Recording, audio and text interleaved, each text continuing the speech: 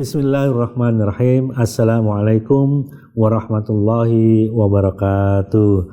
Alhamdulillahirabbil alamin wa bihi nasta'in ala umurid dunya waddin. Wassalatu wassalamu ala khatimil anbiya wal mursalin wa ala alihi wa sahbihi wa man tabi'ahum bi ihsan ila yaumiddin wa ba'du.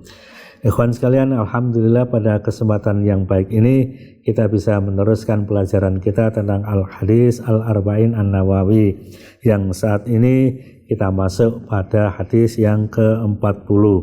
Sebagaimana biasanya kita bacakan hadisnya terlebih dahulu, kemudian kita bacakan tafsir atau maknanya, dan setelah itu kita sampaikan beberapa faedah yang bisa kita ambil dari hadis yang kita pelajari sekarang ini.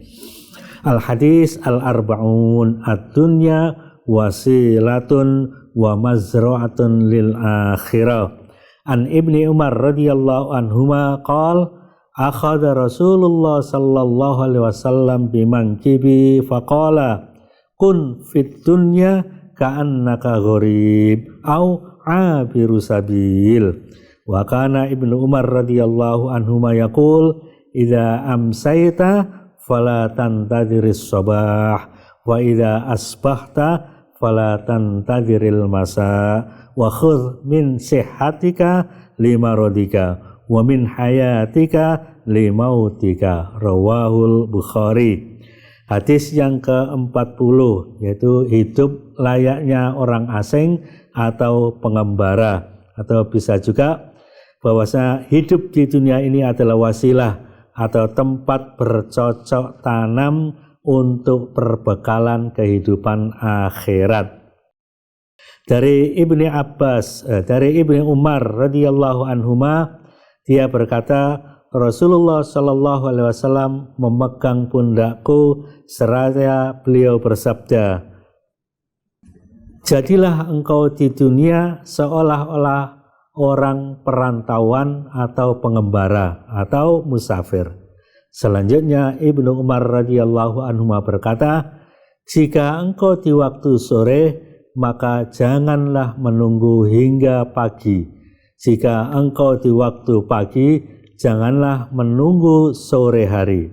Pergunakanlah waktu sehatmu sebelum sakitmu, dan pergunakanlah waktu hidupmu sebelum datang kematianmu. Diriwayatkan oleh Imam Bukhari. Ada beberapa faedah yang bisa kita ambil dari hadis ini. Jika seorang guru ingin menghadirkan perhatian kepada muridnya, maka hendaklah seorang guru meletakkan tangannya di antara salah satu anggota tubuh muridnya, bisa di pundaknya atau bisa juga di telapak tangannya.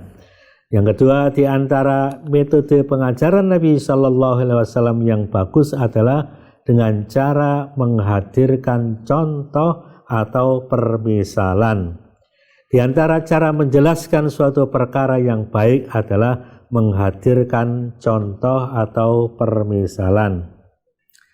Hadis ini membicarakan juga tentang kelebihan Ibnu Umar radhiyallahu an, yaitu Rasulullah sallallahu alaihi wasallam memegang pundaknya saat beliau memberi wasiat kepadanya.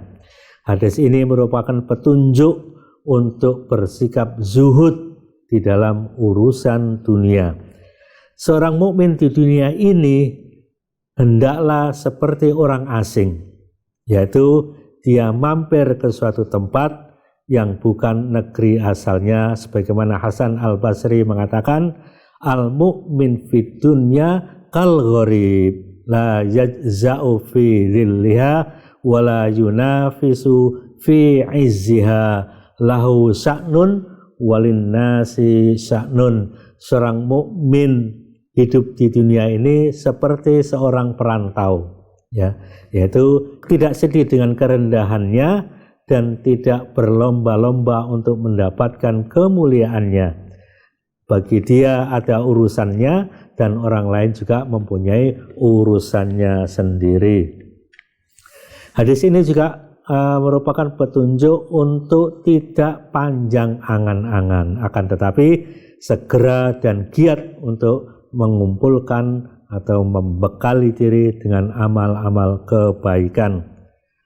Seorang mukmin di dunia ini seperti halnya seorang yang musafir, seperti orang perantauan yang keinginannya adalah segera sampai pada tujuan, tidak tinggal di suatu tempat dan tidak lengah dengan hal-hal atau godaan-godaan yang ada di sekitarnya.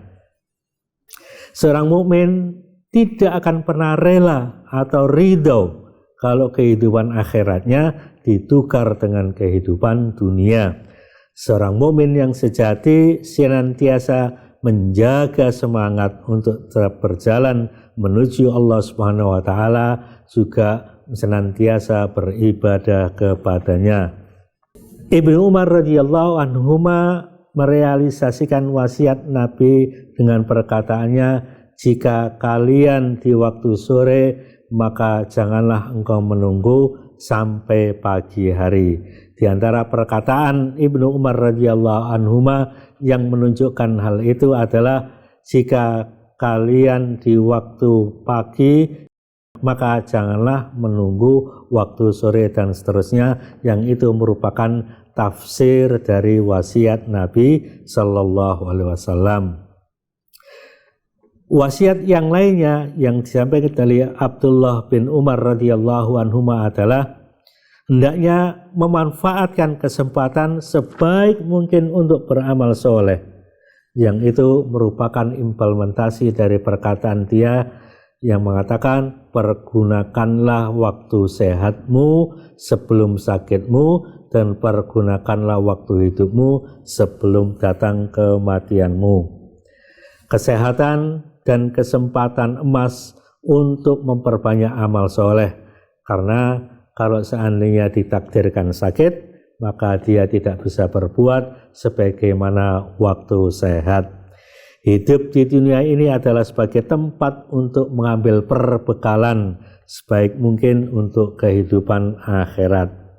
Kesehatan dan kehidupan atau kesempatan adalah dua nikmat yang senantiasa dipergunakan dengan baik oleh mereka yang berakal, karena mereka adalah orang-orang yang cerdas, pandai, sabar dan tajam penglihatannya, sebagaimana dalam hadis dari Ibnu Abbas radhiyallahu anhuma yang diriwayatkan oleh Imam Bukhari, nikmatani maghbunun fihima katsirun minan nas, as-sihhatu wal faragh.